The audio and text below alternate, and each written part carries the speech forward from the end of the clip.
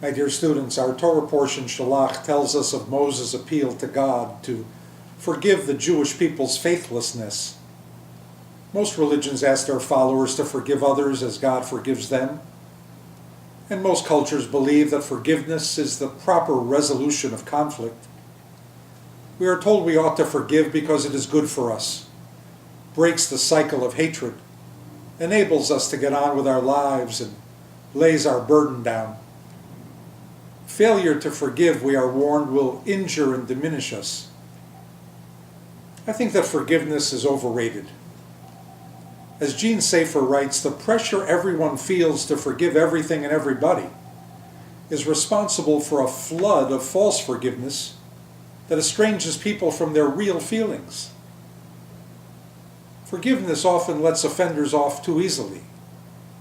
If nothing is unforgivable, then the boundaries between good and evil are blurred. Bad people don't deserve forgiveness. I believe in healthy non-forgiveness. Yes, unresolved hurts, pains, and issues are uncomfortable, but they are preferable to cheap forgiveness. Why should a person be asked to abandon a proper and fair emotional response to what has happened?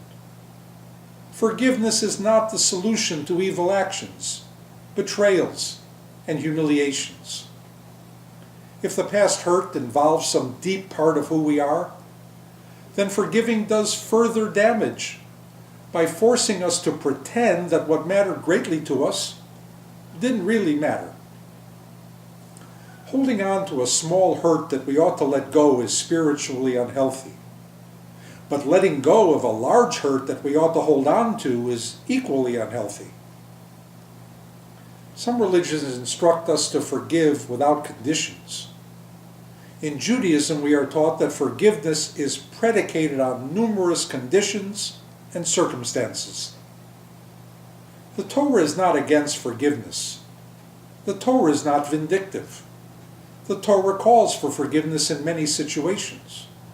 But the Torah warns against forgiving indiscriminately. There are actions unworthy of tolerance, let alone forgiveness. When it is genuine, forgiveness is a capacity, not a compulsion. That is why the same person can grant it or withhold it, depending on the circumstances.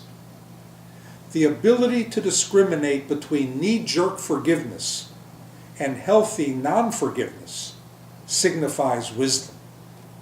Shabbat Shalom.